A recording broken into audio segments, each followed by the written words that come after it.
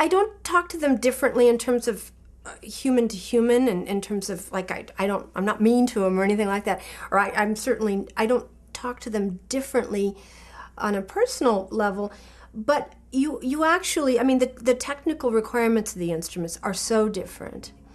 So in a sense, yes, because of the nature of the instruments, and of course, when you're working with strings, even your motions are much are different, because we're trying to emulate something that's produced this way. And oftentimes, the brass writing is where you want the sunshine to pop off off everything reflective. I mean, it's often the brass is depending, but the brass is another kettle of fish altogether, and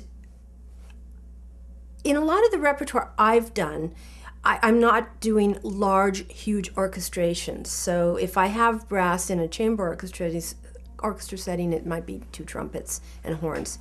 But for instance, last year I conducted the Liszt E-flat piano concerto here with Thornton Symphony, and that's a huge orchestration. So yes, the brass is much more present. I'm also thinking back to all my opera work. I was often having to get the brass to settle down, because it was like, if you're doing Donizetti with these light voices, you have to be careful that you're dealing with modern instruments versus what instruments might have been written in that time of the 19th century, which might have been a bit softer, might have not been as present. You also, in dealing with the orchestra, you have to take into account that the winds are in many settings, the winds are soloists.